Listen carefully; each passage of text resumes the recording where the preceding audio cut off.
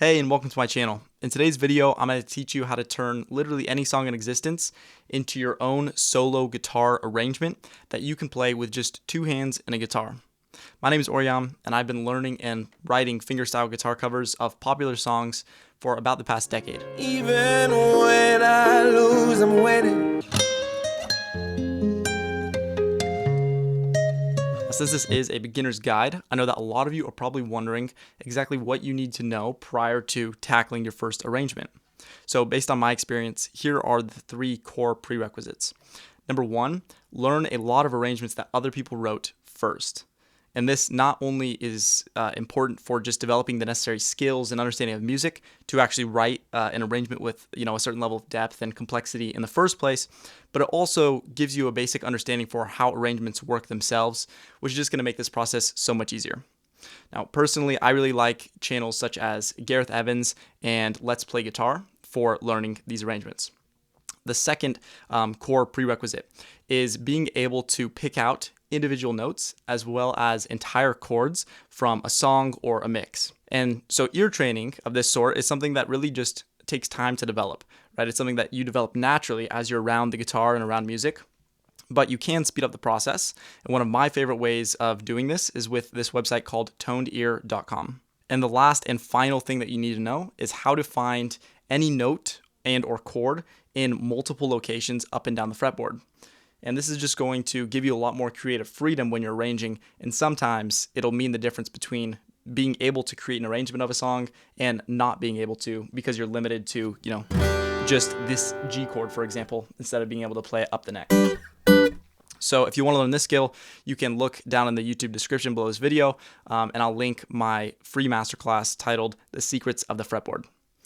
And once you've got all of these three prerequisites checked off, it's time to get started with picking your first song to arrange. Now, when I say picking the right song, there are a few components to this, most of which involve finding one that is easy enough for you to start arranging as a beginner. So number one, you want something with as little instrumentation as possible. So ideally, like just a singer with their guitar or with their piano. If there are more instruments, then it's best to find a song that is very easy to, distinguish between exactly which instruments are playing what. And this is just going to make the process of, converting that to your guitar so much easier. Here would be a bad example. And here's a good example. Say something, I'm giving up on you. The second component to picking the right song is finding a song with a very strong and memorable melody that is also not too complex. We don't want to be playing any polyphia riffs right now. And so here would be like a bad example. I ain't as big as I was, but I'm morphing into an immortal coming through the portal. You're stuck in a time warp. And here is what I consider a good example. Amazing grace, how sweet the sound. Going hand in hand with a simple melody, we also want a simple chord progression. Here would be a bad example.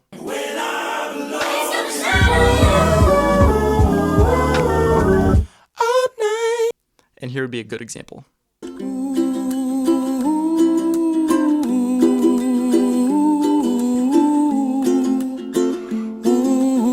And lastly, and probably most importantly, it has to be a song that you can stand listening to over and over and over and over again as you write this arrangement. So make sure it's something you love. I'll list some of my song recommendations on screen for you to choose from if you don't have one of your own that fits most of, if not all of, these criteria. So now that you've chosen your song, it's time to get started with step one of the arranging process, which for now is really just sketching out the basic outline of our song. Now what this means is we want to boil it down to the three core components that exist in every song ever written. These are melody, number one. So the melody is usually the most memorable aspect of the song, and it's what the singer sings, or the main instrument, if it's kind of an instrumental song, is going to be playing. It's usually a single note that's played, one after another, something like this. Next is the harmony. Now harmony is very different from melody, because whereas melody is an isolated note played one at a time, harmony is where we're kind of flipping it and stacking the notes vertically. So we're playing them all together simultaneously. On the guitar, this is what we refer to as chords. And then lastly, we have rhythm. And rhythm is the glue that holds both the harmony and the melody together in, a certain timing. So once you understand this fact that everything just boils down to those three components, it hopefully makes the idea of having to transform an entire song into a fingerstyle guitar cover a little less overwhelming. And to prove it to you, I want you to try playing the song that is now tabbed out on screen and seeing if you can recognize what song it actually is. I'm not going to tell you, but the original song uses a lot of instruments, and there's like this kind of cacophony of these synth noises and all this sound. But you can really just boil it down to this simple melody, harmony, and rhythm, and you should be able to figure out what it is. If you think you got it, leave a link to the original video down in the YouTube comment sections, and I'll see if you're right. Go ahead, pause the video, and try it out now. Okay, now that you believe me, it's time to take a look at our example song, which is going to be Hallelujah. And I want to walk you through my step-by-step process to finding out both the melody, the harmony, and the rhythm, which really is just attached to either of the other components. We're never going to look at the rhythm as an isolated kind of facet of, our arrangement, because it's just baked into how we play the harmony, how we play the melody. Now, in general, I like to start with the melody when I'm trying to, write a song by ear. And that is because it's the easiest thing to pick out of the song, because it's usually going to be the loudest and the most obvious. The harmony can be a little more difficult, so we'll save that for a little later. Let's take a look at Hallelujah. We're going to look at just the very first section, and I'm going to work on trying to pick out the melody with my ears and then play it on my guitar. I heard there was a secret. Okay, so I like to use my voice to sustain notes for longer than he sings them for, so that way I have enough time to trial and error my way through this. And I think he plays a note, or he sings a note very quickly before that. I heard there was a secret. So he hits that note briefly. Let's see what happens next.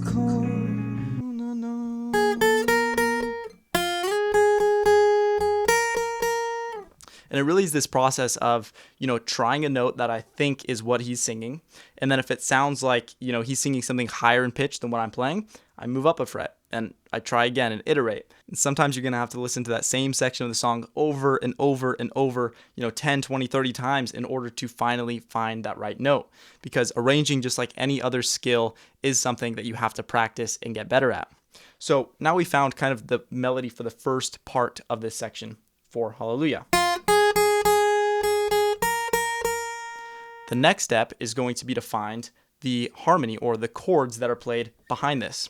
So when it comes to listening for chords, what I tend to do, even almost like without realizing it, is first I break it down into where the chord change is happening. So I listen for the locations in the song where a chord starts and the next one ends, or vice versa, right? And then once I figure out where the chords change, I listen for where does the cycle repeat. Because in general, we're going to be working with chord progressions in most popular songs, where the chords will kind of follow a 2 to maybe 6 chord cycle that just loops over and over, at least for, the verses, and then maybe something different for the chorus section.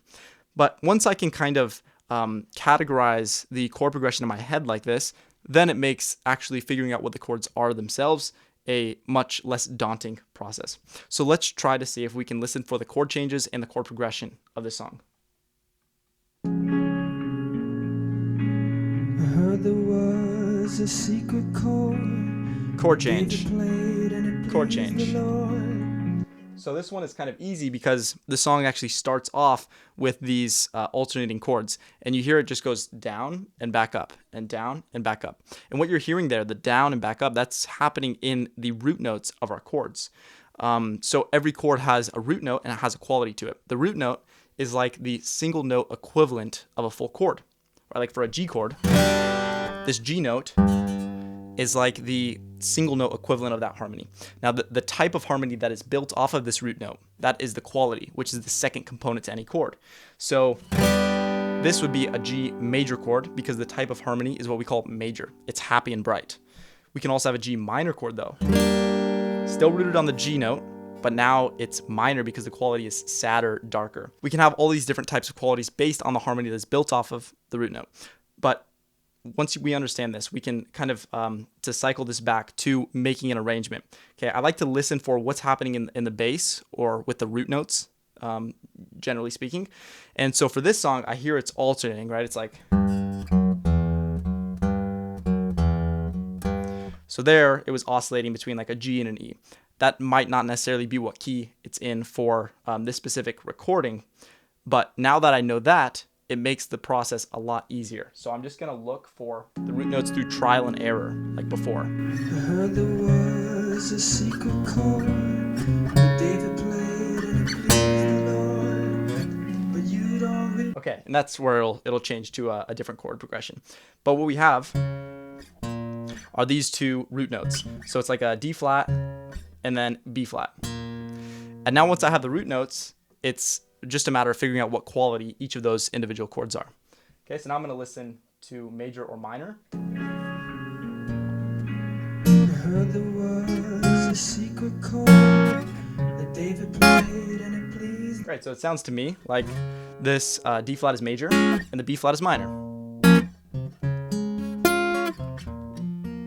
And you notice so much of this is just really trial and error, right? I'm trying something, listening to the song, and that's where it really takes having good ear recognition abilities to see if this is the right chord for the scenario.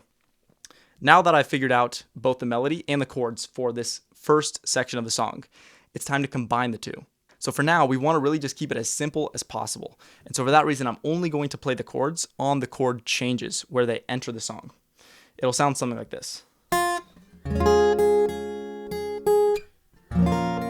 So you notice here, I switched the way that I'm playing or the voicing for this B flat minor chord. Instead of playing it down here, I'm now playing it up here. Same chord, different voicing. This is where that third prerequisite comes into play.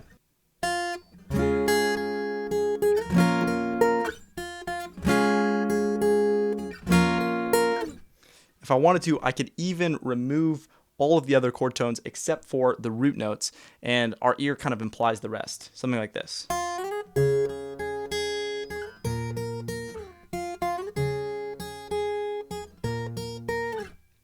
Another thing that's really important here is that our melody is in a higher register than our chords. If I were playing my melody down in a lower octave where it's muddled with all the chord tones, it would be very hard to distinguish.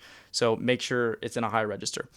So now that is how we go section by section in kind of sketching the outline for our song. And the reason why I really like going section by section, meaning, I'll start with the intro and then I'll do the first verse and then the second verse and then the chorus, is because when we're writing songs for fingerstyle guitar, a lot of times the main differentiating factors between different sections, so between verse 1 and verse 3, or chorus 1 and 2, kind of disappear because it's usually the lyrics. And so since we don't have any lyrics to work with, the actual melody and harmony of verse 1 and 3 or chorus 1 and 2 remain identical. So we usually have a lot less material to actually learn than, someone who was singing it with lyrics would have to learn. Okay, so you just take it slowly, section by section, working out this exact same process, finding the melody, then the chords, and then combining them. Once you've done that for the entire song, it's time for the fun part, which is adding in all the little artistic effects and details that make the song come to life. Now, since this last step of the process is so creative, it really has to come from your heart. So it's hard for me to teach you concrete steps, step 1, step 2, step 3, this is how you make the arrangement sound great. It really is your own interpretation of the song. And so for that reason, if anything, I think the best advice I could give you is maybe a guiding principle. Try to internalize the essence of the song. So maybe listen to the lyrics, learn the backstory, just listen to it over and over on repeat, and really try to understand the message and what is the feeling that you're getting from the song. And then you determine what you want your interpretation of this song to be when you write your arrangement. Do you want it to be, an identical replication? Do you want it to be maybe your own spin? Or maybe just a completely different vibe altogether. So you really have to make this decision for yourself and then use that as your North Star for making all of your artistic decisions, right? Maybe you want it to be a little more upbeat, so you feel like adding some percussion in the chorus section.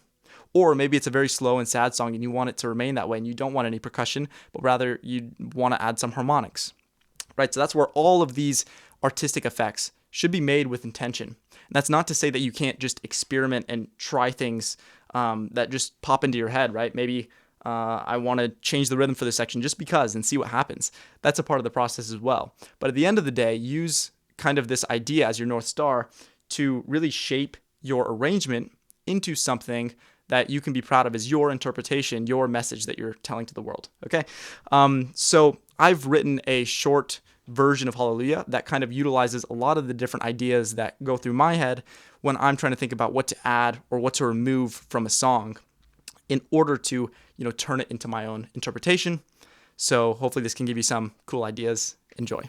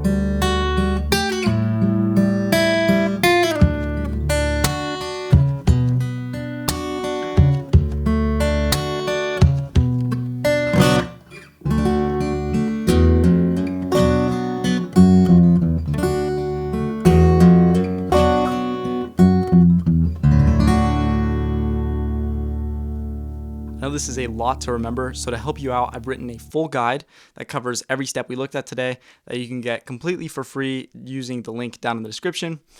And, arranging is one of those things that I consider like long-term improvisation.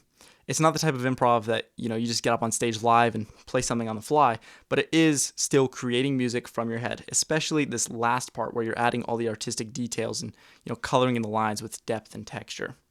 And so for that reason, I think that if there's one skill that would benefit you the most in making better arrangements outside of, just arranging as many songs as humanly possible, it would be learning how to improvise. And if you want to learn that skill, you can check out this video here. Otherwise, if you want to learn fingerstyle guitar one-on-one with me, click the first link down in the top of the description.